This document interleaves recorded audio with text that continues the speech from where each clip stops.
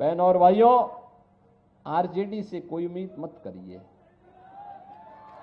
ये चुनाव तो अब नेशन फर्स्ट बनाम फैमिली फर्स्ट का आ गया है। और हम लोग तो सोच रहे थे कि अच्छा हुआ हम लोग फिर से एनडीए को बिहार के अंदर और सशक्त बनाने में हमें सफलता प्राप्त हो गई। अन्यथा बिहार के अंदर तो लालू जी के परिवार को ही सीट कम पड़ रही थी। आपने देखा होगा, वो परिवार तक ही सीमित रह गए। परिवार के बाहर सोच है ही नहीं। विकास भी होना तो परिवार का, सीट भी मिलनी है तो परिवार को ही मिलनी है, योजनाओं का लाभ भी लेना है तो परिवार को ही मिलना है। एक परिवार यहां भी है और एक परिवार यूपी में भी है।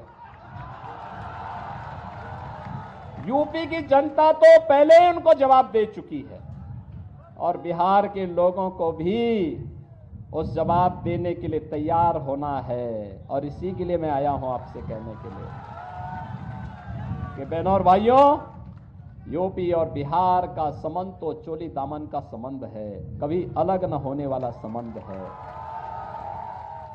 हमारे यहां जब बोलते भी हैं संबोधन में तो हम बोलते हैं जय सीताराम। पहले माता सीता का नाम लेते हैं, तब राम का नाम लेते हैं।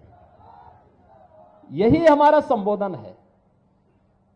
तो ये संबंध तो दोनों राज्यों के संबंधों को जोड़ करके मोदी जी के एक भारत श्रेष्ठ भारत के अभियान को आगे बढ़ाता है।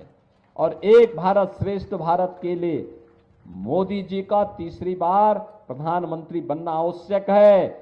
और मोदी जी का तीसरी बार प्रधानमंत्री बनाने के लिए औरंगाबाद से श्री सुशील कुमार सिंह जी को फिर से सांसद बनना आवश्यक है। हम दोनों लोग 1998 से लेकर के लगातार देश की संसद में साथ साथ सांसद रहे। और उन्होंने बताया ना, वाराणसी का बाईपास हो या फिर विंध्यवासिनी धाम की कनेक्टिविटी को ठीक करना हो। उन्होंने ये भी कहा था कि विंध्यवासिनी धाम में हमारे यहां के लोग आते हैं, वहां पे काफी संकरी गलियां हैं। हमने कहा चिंता मत करिए, अगली बार जब आएंगे तो मां विंध्यवासिनी का धाम एक नए रूप में होगा। और बहनों और भाइयों, आज तो बासंती नवरात्रि की सप्तमी तिथि है। महाकाली की पूजा होती है और आज विंध्यवासिनी धाम में लाखों श्रद्धालु दर्शन करने के लिए भी पहुंचे हुए हैं। कोई समस्या नहीं है, क्योंकि हमने गलियारा इतना चौड़ा बना दिया है कि कहीं कोई 1 लाख नहीं, 2 लाख नहीं, 10 लाख लोग भी एक साथ आ जाएंगे, कोई किसी को समस्या नहीं होने वाली है। पहले काशी में 10 लोग एक साथ दर्शन नहीं कर सकते थे।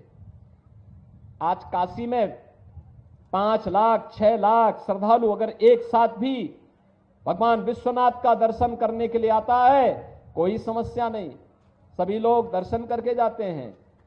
ये सब हो पाया है, मोदी जी का नेतृत्व है, तब संभव हो पाया है। बहनों और भाइयों, भारत की शासकता को कहां सम्मान मिलने वाला था। ये कांग्रेस के लोग क्या कहते थे? कहते थे, ये कांग्रेस आरजेडी के लोग क्या कहते थे? कहते थे राम तो हुए ही नहीं।